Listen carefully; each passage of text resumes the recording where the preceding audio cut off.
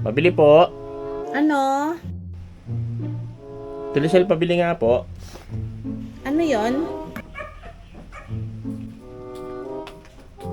Ito Ano daw, yon? ito daw po. Pakuha daw po muna si nanay.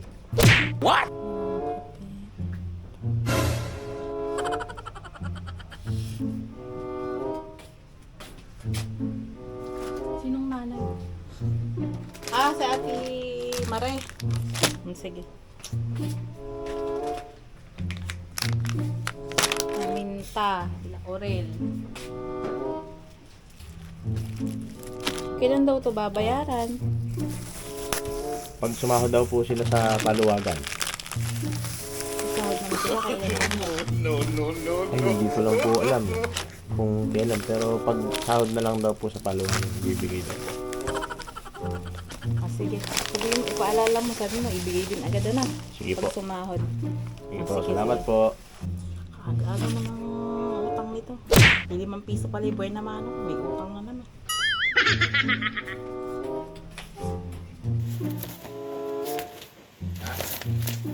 Pabili nga po.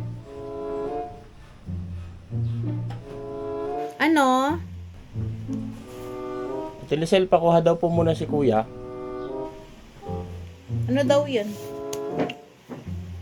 Pakuha daw po muna ng 3 yosi. Marlboro po, tsaka isang lighter po. No.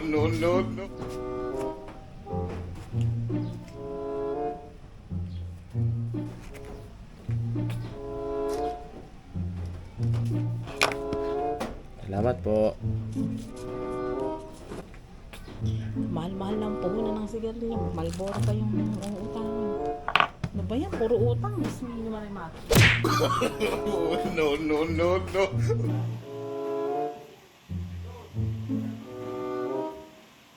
Pabili po. Ano? Pabili nga po.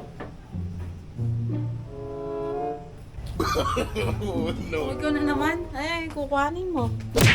Ito po, pinapakuha lang po sa akin ni Tito. Anong tito mo? Si Tito Lito po. Napakahaba naman ng listahan na to pati. Eh, Isang linggo nyo na yatang grocery to ah. ito po, babayaran din daw po mamaya. Hindi lang daw po nakapag-withdraw eh. Pero bibigay din daw po mamaya. May bisita lang po sila sa bahay kaya hindi po makaalis eh.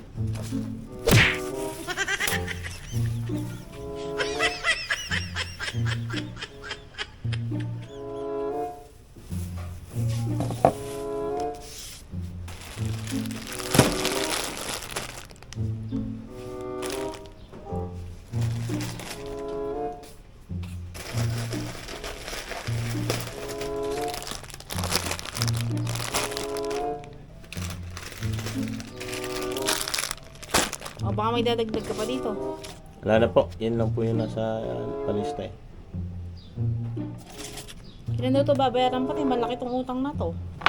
Mamaya nga daw po pag nag-withdraw daw po si Tito. Ah, sige Gerard, sige. Po, salamat po. Ay, hindi ko itong plastic. Okay lang po. Hindi kayo pa plastic ko. Ano po, meron po akong eco bag dito ate. Salamat po. Handa ka talaga sa utangin mo. Po.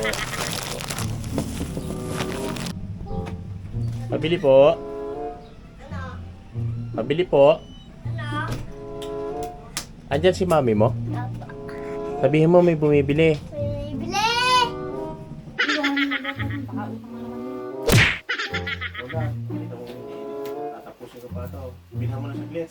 Ano ba yan?